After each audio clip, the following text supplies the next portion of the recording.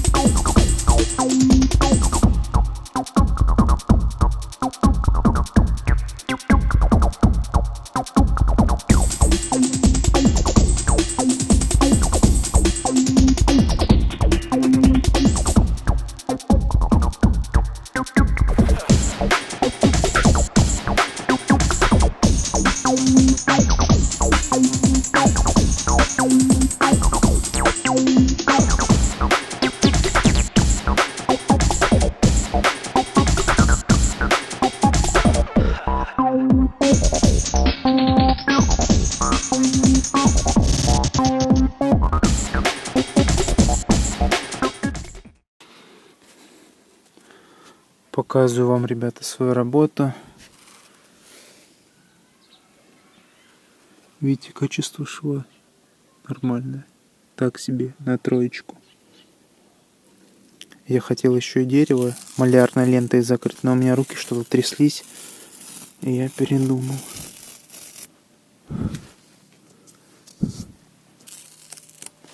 Опа.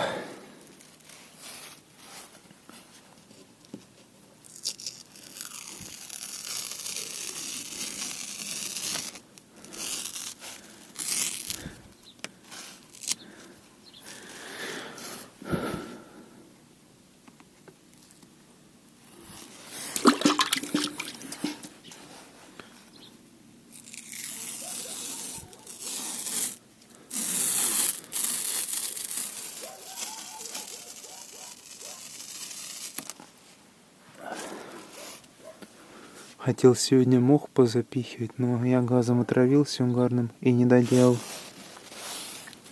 У шпателя возникла такая проблема, то что вот эта вот резинка, она стала отрываться в процессе работы. Да. Вот так моя работа выглядит сегодня днем. Посмотрите на это. Вот здесь краска попала. Она стала отрываться. Вот эти наличники, как я понял, снимаются. Их можно снять, и тогда можно ровно ложить герметик. Но я этого не предусмотрел. И здесь вот тоже снимается. Зубило сюда, и можно снять. Но я не уверен, что они выдержат того, что их снимают. Они очень старые. Возможно, кое-где подгнили и могут оторваться. Лучше так не делать. Герметиком понравилось работать, но герметика очень много ушло из-за того, что щели большие, прям по пальцу. Вот на этом окне, вот эту щель большую, заделаю монтажной пеной, она высохнет, обрежу, а потом уже сверху герметиком покрою. Потому что очень много герметика так уходит на большие щели. Это нужно было все сразу делать. Вот. не было возможности.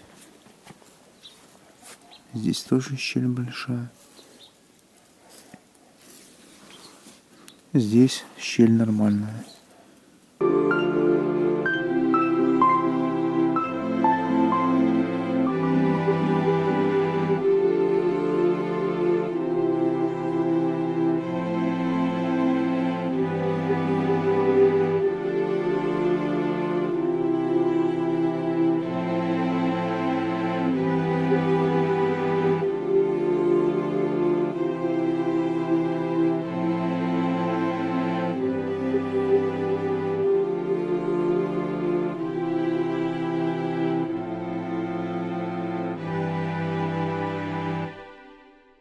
Закончил я обклеивать окна, чтобы монтажная пена не попала.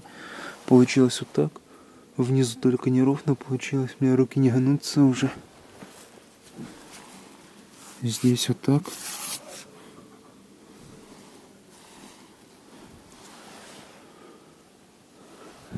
Только сверху криво получилось обклеить, а здесь ровно.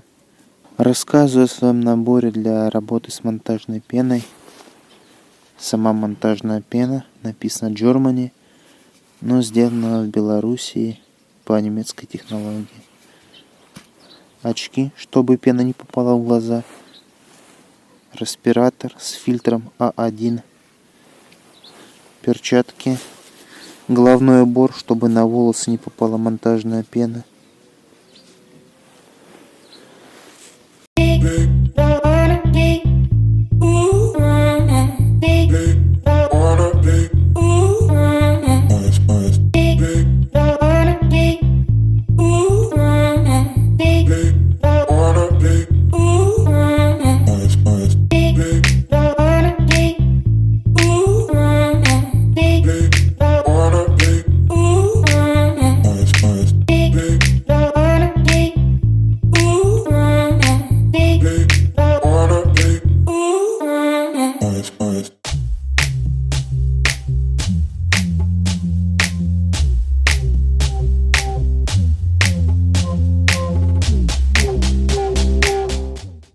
Прошло уже полдня. Нужно будет сейчас мне запенить вот эту щель.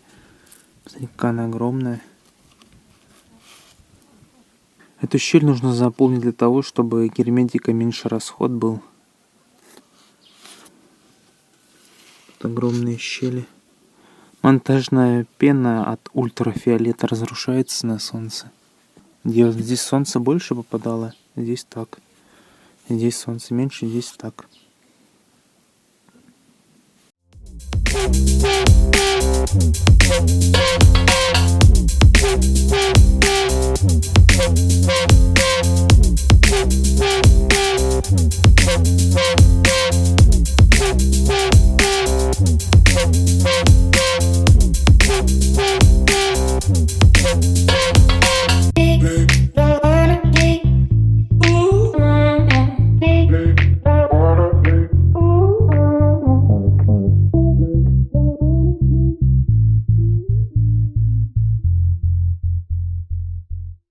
Закончил я запенивать щель. Посмотрите, что получилось.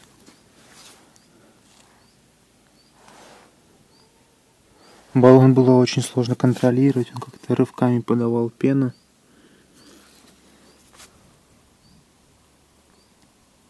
Нормально, здесь потом герметиком и все будет огонь. А это обрежу, еще пена не застыла. Сюда попала монтажная пена, я ее отмыл. И здесь была монтажная пена, я ее отмыл. Потом от скребка остался черный след. И я white спиритом прошелся и стало чисто. Надо ждать, пока теперь пена засохнет. А это не скоро будет. Пена засохнет, ножом обрезал, сверху герметиком. Герметик покрасил. И все, огонь. Монтажная пена с пистолета было бы удобнее контролировать поток пены, но как получилось, так получилось. На будущее буду знать, что лучше использовать монтажный пистолет. Вот здесь я уже приловчился к пистолету. Понял, как он работает, как надо давить на него, чтобы красивый шов получаться. А здесь что-то пистолет стал как-то пеной плюваться. И вот так получилось. Здесь он плевается пеной, здесь проплевался и хороший шов пошел. Спасибо, что меня посмотрели. Еще увидимся. Пока.